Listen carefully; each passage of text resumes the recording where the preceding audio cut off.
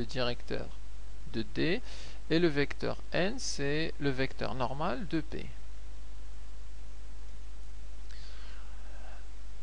Je prends un exemple simple. Si on a un plan P de coordonnées 3x plus 4y moins z plus 5 égale à 0. Et je prends de droite, je prends D1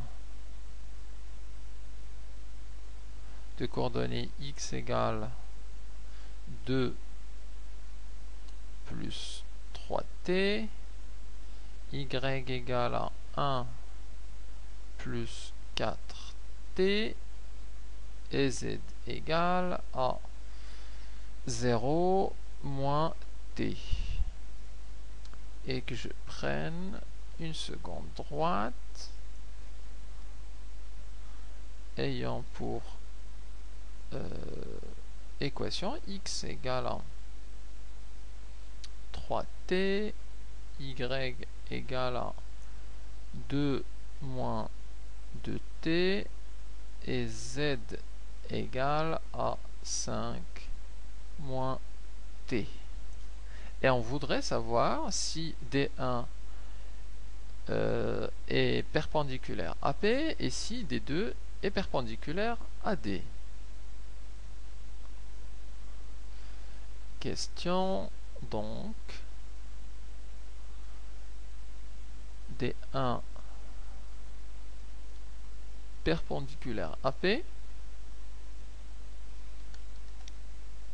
Deuxième question, D2, est-ce que c'est perpendiculaire à P? Alors pour ça, il nous faut trouver le n et le u correspondant, par exemple, entre AB, P et D1, et les comparer. Alors d'abord, par rapport au plan P, qui nous dit que l'équation cartésienne de P, c'est celle-là, nous donne directement un vecteur normal de P. Donc, je vais répondre là. D1 et P. Alors, je rappelle l'équation de P. 3x plus 4y. Alors, on a un seul plan. 3x plus 4y moins z plus 5 égale 0. Donc à partir de cette équation, on peut déduire le vecteur n normal. Comment ça? En retrouvant les coefficients multiplicateurs de x, y et de z. En particulier, le coefficient de x c'est 3, le coefficient de y c'est 4, et le coefficient de z c'est moins 1. Donc on peut déduire que le vecteur n, 3, 4, moins 1 est normal à P.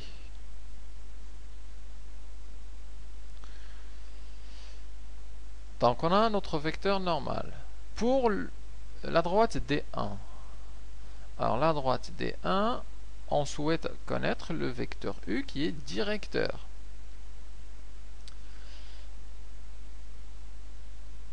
D'après l'équation de D1, elle admet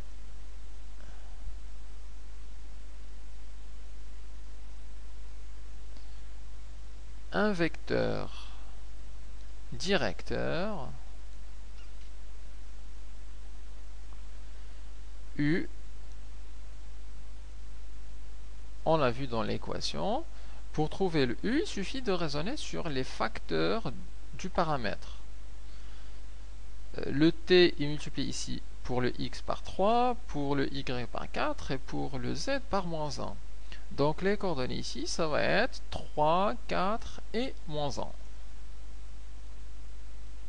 3, 4 et moins 1. Alors on a donc les deux vecteurs, le normal à P, le vecteur directeur de D. Alors on peut raisonner sur leur collinéarité. Alors est-ce qu'ils sont collinaires?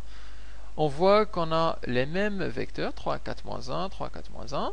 Donc les deux vecteurs N et U sont collinaires.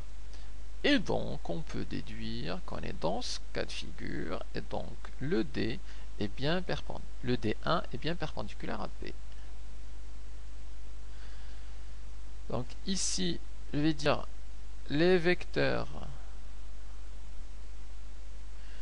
N et U sont collinaires.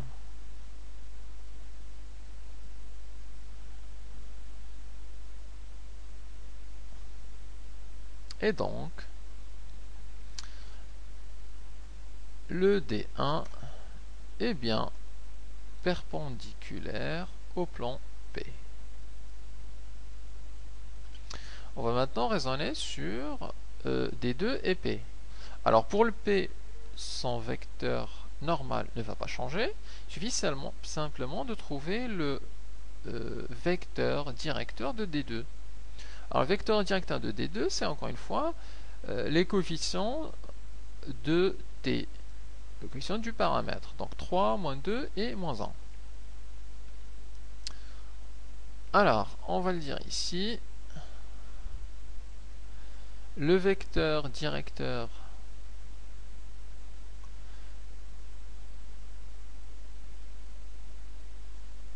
de D2 est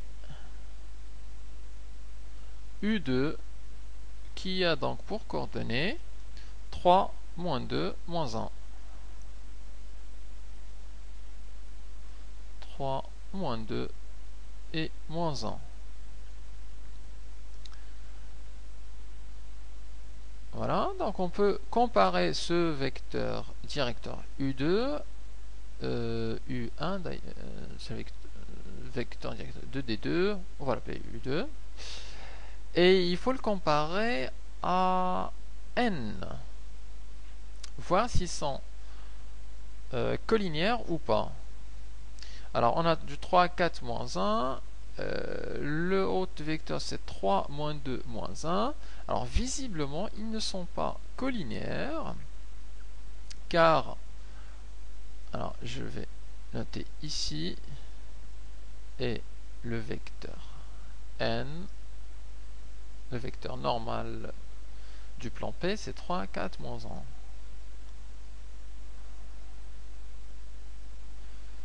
1. N, le normal AP. Alors ces deux vecteurs ne sont pas collinaires puisque leurs coordonnées ne sont pas proportionnelles. On le voit directement, le 3, 3, il n'y a aucun nombre par lequel on peut multiplier ce vecteur pour obtenir celui-là. Donc on va le dire, les coordonnées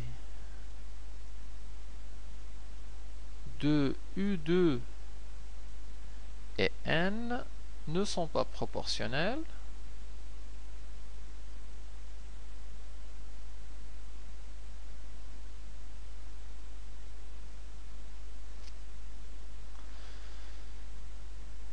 Et donc, U2 et N ne sont pas collinaires. N ne sont pas collinaires. Donc, qui dit qu'ils ne sont pas collinaires, d'après notre propriété notre propriété de la perpendicularité, alors la droite des deux n'est pas perpendiculaire à P.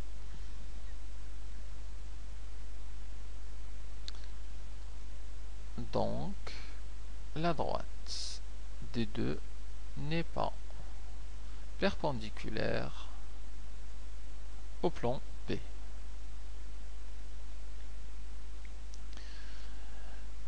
Voilà donc pour la perpendicularité. Alors raisonnons maintenant sur la perpendicularité de deux plans, alors P et P, plutôt P et Q. Alors comment montrer que deux plans sont perpendiculaires?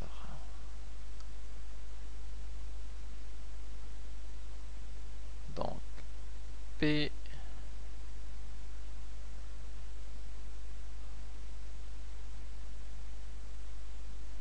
perpendiculaire à Q. Pour ça, il serait utile de tracer ces deux plans pour bien voir ce qui se passe et en tirer quelques conclusions. D'ailleurs, je vous conseille sérieusement de bien maîtriser le tracé en géométrie, puisqu'on a vraiment besoin. C'est pas du superflu. Si on ne maîtrise pas comment dessiner, sur certaines questions, c'est assez difficile de voir directement par le calcul. Alors, on a ici deux plans qui sont perpendiculaires. Alors, certains côtés ne sont pas visibles. Alors, celui-là est caché par le plan. Celui-là est aussi caché. Et en dessous. Et là, c'est le plan Q. Et donc, on a nos deux plans qui sont perpendiculaires. Alors, quelle relation entre ces deux plans? En fait, on va raisonner sur les vecteurs normaux aux deux plans. Notamment le vecteur normal à P. Alors, je vais l'appeler petit p vecteur. Et le vecteur normal à Q. Alors, le vecteur normal à Q, il sera comme ça. Et je vais l'appeler N. Donc on peut voir simplement que si P est perpendiculaire à Q, le vecteur normal P sera aussi orthogonal au vecteur N. Donc on dira pour la propriété que P ayant pour vecteur normal petit p est perpendiculaire au plan Q ayant pour vecteur normal n, c'est équivalent à dire que les deux vecteurs sont perpendiculaires, plutôt orthogonaux.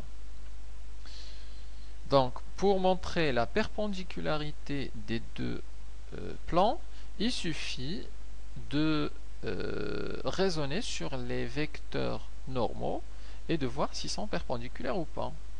Et on a déjà vu comment montrer que deux vecteurs sont orthogonaux, simplement en calculant leur produit scalaire.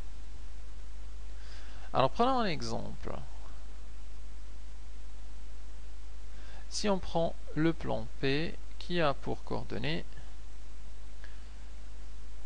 2x plus 3y plus 4z plus 5, l'équation cartésienne de P, l'équation cartésienne de Q, étant moins 3x